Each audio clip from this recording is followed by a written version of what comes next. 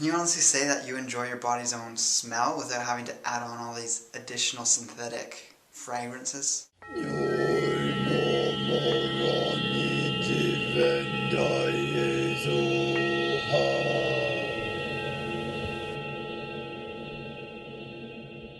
kindred longevity lifestyle designers, this is Zach here with Secrets of Longevity.com.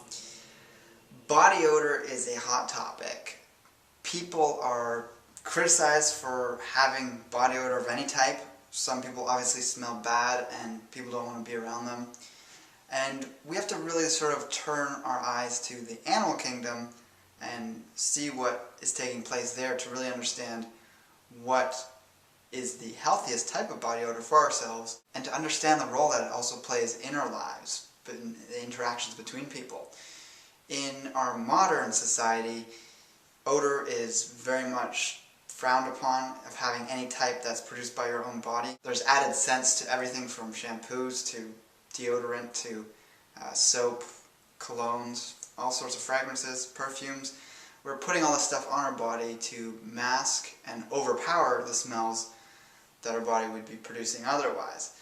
Fragrances and these other things have a history of use for a good reason. During the times of the plague, back in sort of the Dark Ages, people rarely bathed, they had terrible hygiene, they were living in environments that would cause them to be fairly sickly, not getting enough sunlight, living in a castle, damp, cold, dark area. Your body's going to start to produce some pretty funky smells. And of course, if you're in that situation where you're really in a toxic internal state, then using what I would recommend is sort of a more natural-based fragrance would be great. I personally use essential oils or an essential oil-based cologne at times when I feel it's necessary in a social situation or for another event of some kind. But I don't use it on a daily basis, and I'm quite comfortable with the odor that my own body produces. I often find that is fine enough for myself and the people around me. Obviously, what people have in their idea as body odor is often associated with a bad smell, and I think this is largely because so many people today are so unhealthy that, internally speaking, that this is manifested outwards in their body odor. So this is the odor from the sebaceous glands all over the body, but it's very concentrated in the armpits. It's very concentrated around the groin. Anywhere where there's sort of a lot of darkness and heat, you're going to have a bit more sweat produced, and that's going to create a bit of this body odor that would accumulate over time. There's also the odor of the breath, of course, but that's more to do with oral hygiene and just keeping that area of your body intact and having good digestive health. So that's another separate topic. We're not going to discuss that here, but that ties into your overall health. So if you have bad breath from bad oral hygiene and also connected to the digestive tract, that's going to manifest as likely bad body odor as well. Of course, there's also the odor of the urine, which a lot of animals use to create sort of signals about themselves to mark their territory. They have it on themselves as well that other animals are going to smell when they're in contact with them. And humans have good enough hygiene for the most part that that smell doesn't accumulate on us. This video is generally going to be about the smell that the body produces out of the skin, so the sebaceous glands largely. And I've broken down 5 causes of body odor just to make this simple for people. Largely, when we hear the argument that someone going from an omnivorous diet to a vegan or vegetarian diet has improved body odor, this is really, in my opinion, due to the cleaning up of the first few of these categories, which you can do while staying on an omnivorous diet if you choose. And then it's also about perception of one of these other categories, which, if you perceive it to be a bad thing, that's just your own perception, but it's actually a good thing to have it there, and it's going to have some sort of odor that's accompanied along with it that is actually good for your health and good for your role in a community/society in your own life and relationships. We'll get to that one in a sec. So the first 3, which are all bad, and you want to eliminate sources of odor in your body from this, which can be done just by improving the diet. It doesn't have to be that you go vegetarian or vegan, and that number 1 thing is going to be toxicity. So if you've lived a life eating non-organic foods, not drinking enough water at certain times, doing all sorts of things that would cause buildup of toxicity in your body, excess sugars, junk food, processed food, etc., then you're going to have a certain amount of toxicity, and this is going to cause you to smell bad just because your internal environment is not a clean one. Next, you're going to have the risk of illnesses. So certain illnesses create certain smells in the body. I have memories of being sick, whether it was a flu or something, and there would just be this odor that would be coming off you that was sickly. It's hard to describe, but I'm sure you know what I mean. And specifically, if you have a chronic disease like diabetes, you're going to have a sweet odor coming off you. That was actually used by a lot of doctors in the past. It is still used by some certain traditional types of medicine, where if there's a sweet smell to the body odor, or even a sweet smell to the taste to the urine, or sweet smell, then that indicates diabetes, because your blood sugar is basically overflowing out your pores and into your urine. And then, of course, the really important one is hygiene. So no matter what you eat, if you're going to be vigorous and getting sweaty, and just general movements throughout the day cause the release of different things out onto the skin, and bacteria starts breaking these compounds down and releasing compounds that smell pretty strong and quite rancid at times, especially if you've been exercising, and especially if you have a high production of the fifth thing we're going to be talking about later. But the bacterial decomposition on the skin, what we call being dirty, is a big factor in what causes bad smell. So personally, I've met a lot of bad smelling vegans. So again, to me, there's no correlation between diet and your personal body odor regarding these first three topics, because they're all controllable by lifestyle things. You know, if you're not showering enough, if you're not cleaning yourself enough, if you're not using enough soap under your armpits, etc., you're going to smell over time, especially oral health. And then, of course, this being sick and being toxic, those things are controlled by other factors that are beyond diet as well. So another cause of body odor is going to be ammonia. Ammonia is the spilling over of byproduct of the breakdown of protein for energy. This is not the most ideal thing, but if you're on a very low carb diet and you're not getting enough fats in your diet, and you're starting to burn proteins for fuel, which isn't ideal, but if you end up going there and you want to stay low carb, you can just add more fats back into your diet, and that'll generally stop occurring. But that ammonia is the proteins being broken down, like I said, into energy. A lot of it gets converted to urea, so even when your body can't produce enough urea to be excreted in the urine, then it's going to start releasing this ammonia through the sweat glands. So there's arguments about whether this is neutral or a bad thing. I personally feel it's pretty neutral. It obviously has a bad smell, so that's not something you want to desire to have occurring. But if you happen to exercise on your own, it's not really a big deal. You just have to make sure you get to a shower quickly after your workout and not go shopping or something. And the fifth cause of body odor, which is the thing we're going to focus on in this video, is pheromone production. So there's a wide variety of pheromones produced by both men and women that have different odors. They have different odors for different people, and they do things in other people to varying degrees. So like I was saying earlier about the urine, the animals in the wild will mark their territory, specifically alpha males in a large part, because they have the production of certain compounds that are released in the urine, released out of the body in different ways. And the molecules have actually a sticky quality. Actually, one in particular, which is most prevalent in the most dominant males in sort of groups or areas, is androstenol. And this is a very sticky molecule that can almost adhere to hair, skin, even tree bark. And after rains and water washing over it, it'll actually still stick there. It'll degrade over time, of course, but it's actually meant to stay there and to build up the more an animal is going around its territory, marking its territory. And with humans, we're obviously not marking our territory in that way, and we didn't even in our evolutionary history, we don't believe. But we have body hair, we have skin, and these compounds would build up on the hair and skin over time. And because we didn't have things like soap, which actually do take these compounds off quicker, these compounds would build up on us, and we'd have quite the funky smell about us that would, by today's standards, would be considered very unappealing, but on a aromatic quality. Some people who might find it abhorrent, the smell, might actually find, if we were talking about two people that were compatible in a male-female connection, or it does actually work in homosexual connections as well. But that intensified odor might actually cause an increase in attraction, despite the fact that that smell might not be desirable. But over time, the people that might not like that smell might find they start to like the smell. And so this is just like these subtle biochemical signals that all humans produce. And I'm not saying you should go out and get sweaty and not shower afterward if you want to be more attractive.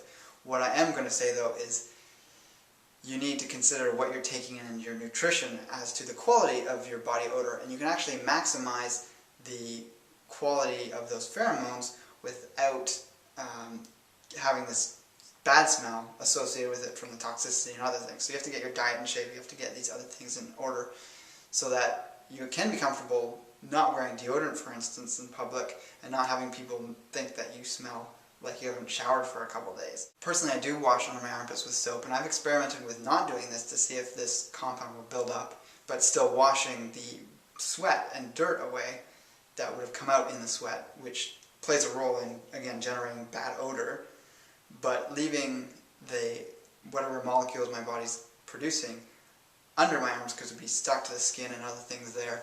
And over maybe a week, it does get pretty strong, the smell that would be in that area, and other parts of the body too. But so I switched back to using soap on a daily basis, even under the armpits, because I found it was unnecessary and did have, again, that degrading bacterial decomposition of those molecules that has a pretty pungent smell over a long period of time. But on a day-to-day basis, I find that I can get by without using deodorant and just using soap in the shower, and there's no negative effects. So there's actually an organ in the nose that is further forward than the glands that are used to smell odors and pick up scents such as food, that is the recognizable scents that we smell. And the VNO gland, which is what it's called, detects and picks up these molecules, and it goes to the brain and changes our brain in different ways depending on what those pheromones are meant to do for us. So it's a very complicated and not that well researched field of study, which is pretty interesting to me. It's sort of an open frontier at the moment for scientific research, but there's a lot of compounds that are metabolites of androgens in the body, at least mostly speaking for males here. So we're going to break down these metabolites of androgens for men, and then we'll talk briefly about the ones for women. The ones for women are not as connected to diet. They are obviously connected to diet, but I'm not as familiar with them. Down the road I'll make more videos about this when I learn more about it. But there's two metabolites that I'm aware of. There's probably hundreds, if not thousands, of different types of pheromones, but the big main ones are androstenone and androstedienone. And these are both metabolites, meaning they break down from free testosterone. These are some of the most masculine type pheromones that indicate dominance in society, an assertive type behavior, even possibly aggressive tendencies. And they're actually biochemical signals to people in your area that you're one to be reckoned with, and that you have very good quality genes. So this could be a good thing or a bad thing depending on if you're wanting to be a very peaceful person. You might find people try and pick fights with you, but then again you might find you're very attractive to the people that you want to have attracted to you in your life. Androsterone is also a metabolite of testosterone, but it's also linked in with DHEA, so that's going to get more complicated. I'm going to stay out of the endocrinology of that. But it doesn't have the same aggression type qualities that androstenone has. So it has some pluses and minuses because of that. Interestingly, it's recognized as a pheromone that causes people to perceive you as more masculine. I mean, the other pheromones have that quality too, but this is a little bit different, and it's actually found that straight men have higher amounts of androsterone than gay men. Then there's also alpha and beta-androstenol, and these actually don't have as much of a masculine quality to them, but they have a very personable quality to them, and it actually encourages and gives people the signal that you're very friendly, open, and able to talk freely. It's actually been found to be in higher amounts in males who have not yet reached puberty, and then also if a male happens to be overweight, they're producing more of it than an adult male who's fit and in good health would be producing. So there's two female pheromones. I mean, females obviously make these pheromones as well because they have testosterone. It's going to metabolize in their body, and different amounts will mean different things for them. going to have a bit of a different effect because they actually produce some estrogen-based pheromones, which again I'm not going to get into because they're complex and not as related to diet. But there's estroterenol, and probably the more important one for women on the level of attractiveness and sort of that quality that exudes femininity is copulins.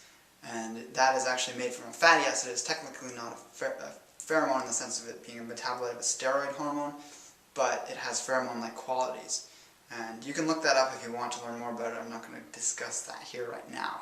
So a big factor with pheromones, if we're talking specifically about the attractive qualities of them in finding partners for us, it's going to sub-communicate certain things that gives other people information about our genetic health. And actually, not necessarily whether we're really healthy or not healthy, but if we have different enough genes so that if two people were to come together and produce offspring, that offspring is going to have as much variability to their immune system as possible so that they're going to have stronger genes overall. So it's actually pheromones that sub-communicate to people in the same family that they're not to reproduce because they're going to be giving the offspring lowered immune defenses. So it's actually encourages the people to be attracted to people who are very different from themselves in terms of the immunological exposure they've had over their lifetime, as well as the exposure of their ancestors going back many generations.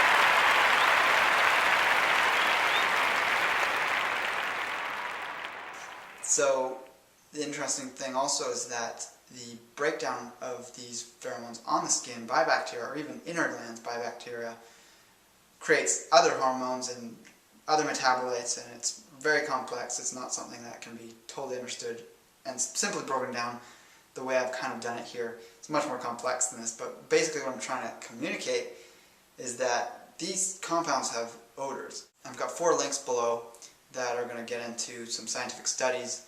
You can read them 1 through 4. I'll just talk about each one individually as I go on here.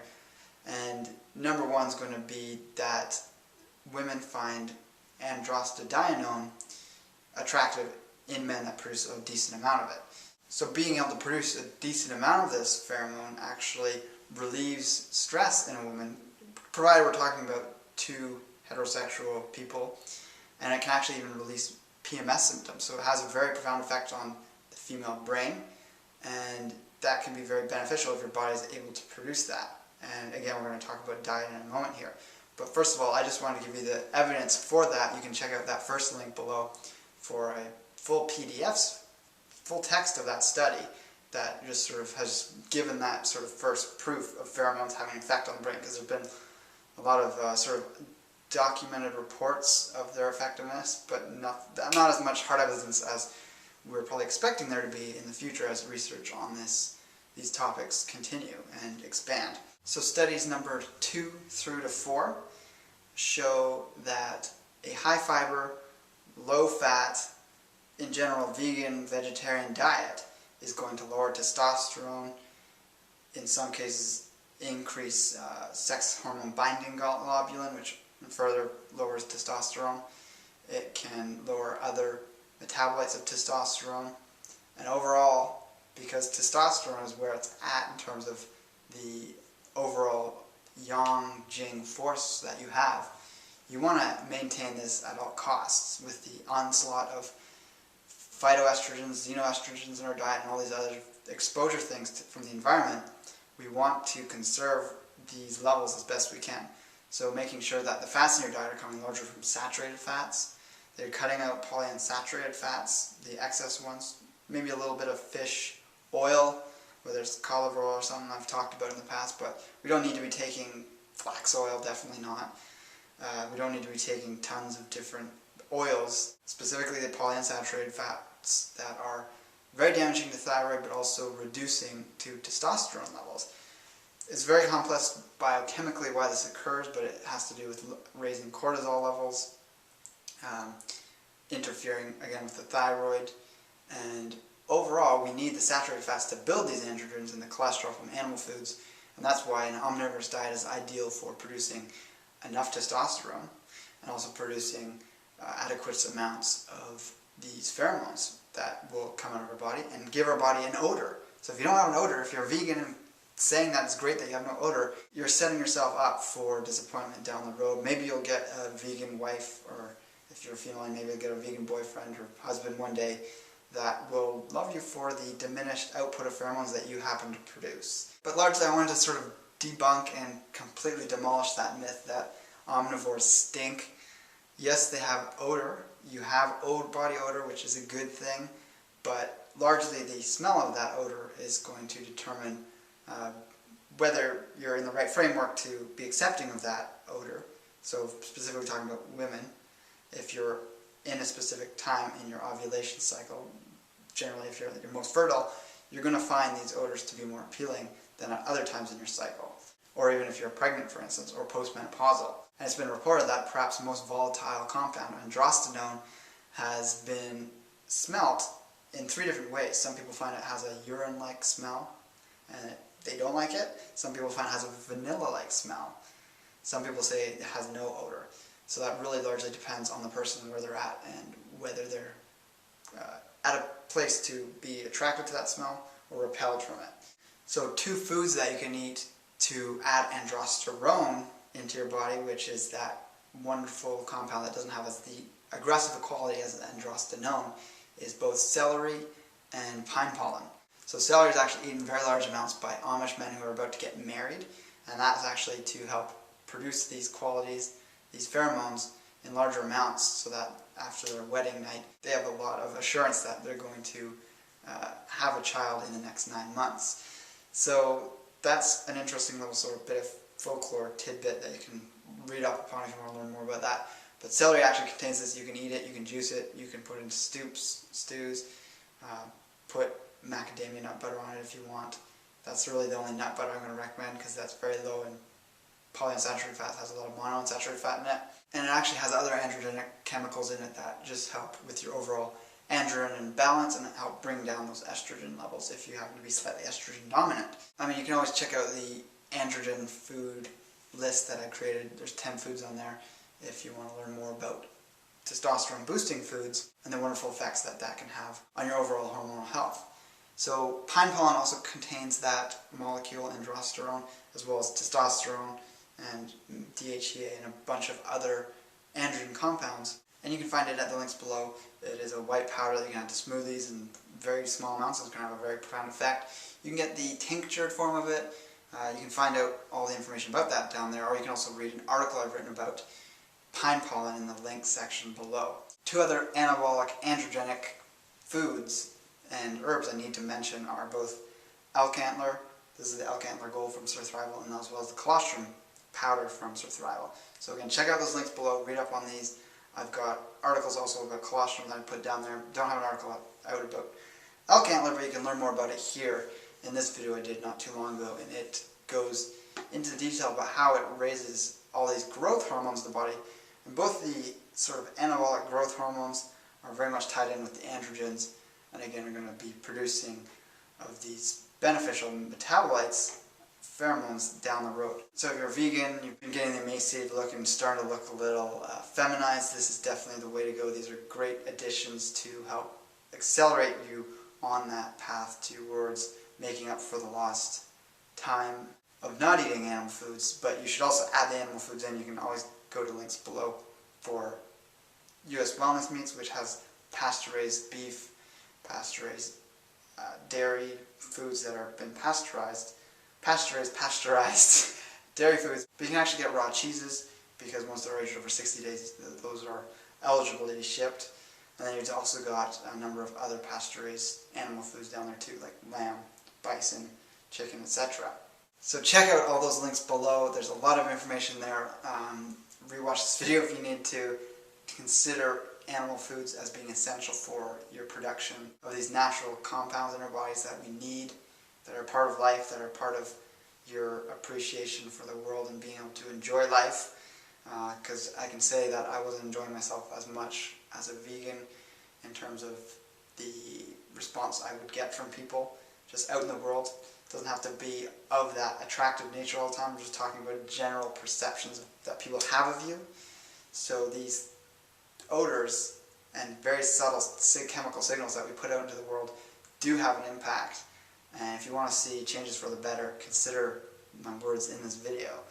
Let me know what you think in the comments below as always. Also check me out on Twitter and Facebook. So with that, take care and embrace life without limits.